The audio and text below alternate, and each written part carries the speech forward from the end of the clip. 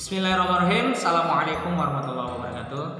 Berjumpa lagi dengan saya Rahmat Faisal Nasution, owner Klinik Bekam Zain Nasution. Hari ini saya akan menjawab banyak pertanyaan-pertanyaan yang ditanyakan kepada saya di kolom komentar YouTube saya. Nah, saya sebenarnya itu punya dua channel. Yang pertama itu Klinik Zain, yang kedua Klinik Bekam Zain Nasution. Nah, untuk Klinik Zain itu sudah lama tidak saya upload video, tapi di Klinik Bekam Zain Nasution saya sudah mulai mengupload ulang. Jadi ada beberapa komentar yang akan saya jawab di sini ya. Dari Wahyu Ayu,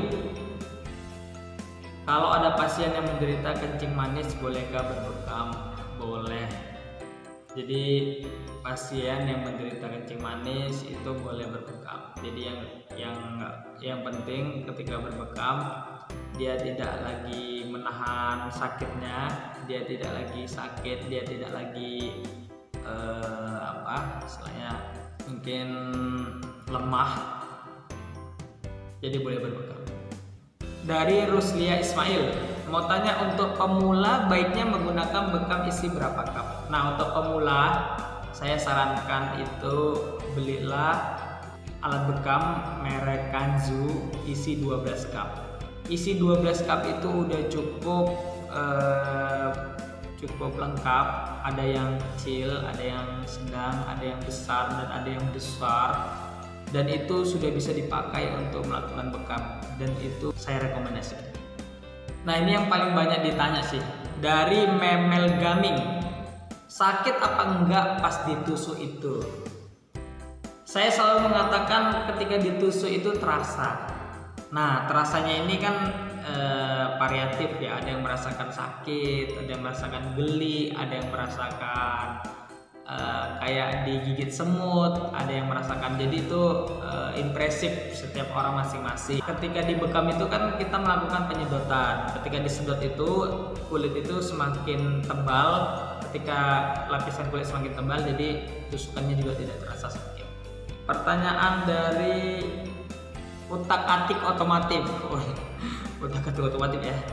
Mas, kalau bekam sendiri dianjurkan atau tidak? Saya anjurkan.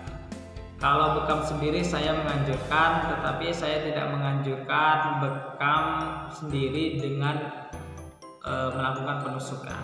Gak apa-apa bekam sendiri, karena gini, kalau misalnya kita dibekam orang, terus kita kan bisa kayak menahan dan tahu gimana nih, dan siapa juga bisa ngukur ini bagaimana kedalaman, bagaimana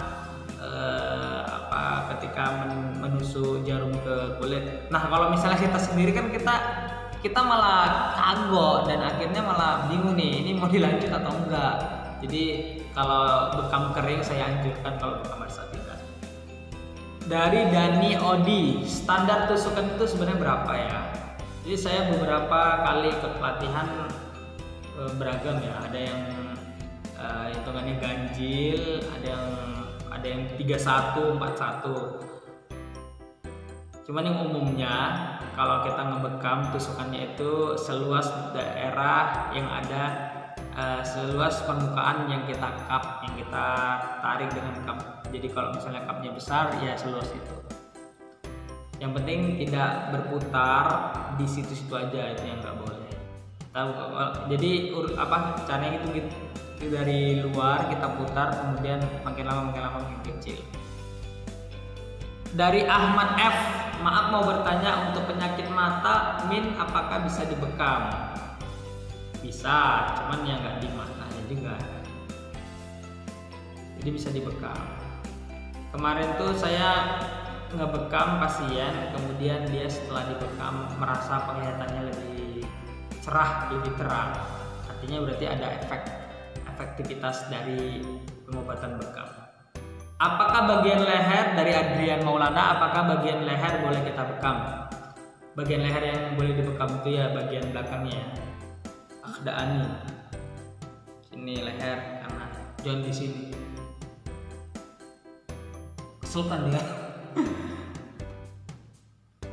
Oke, ini dari Nina Nurma. Jarumnya pakai nomor berapa Pak? Saya tidak sakit kepasan. Supaya tidak sakit kepasan. Oh ya.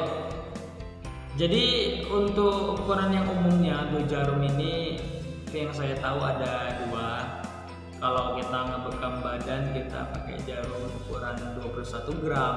Tapi kalau kita ngebekam daerah muka itu pakai jarum ukuran 28 gram. Oke, jelas ya?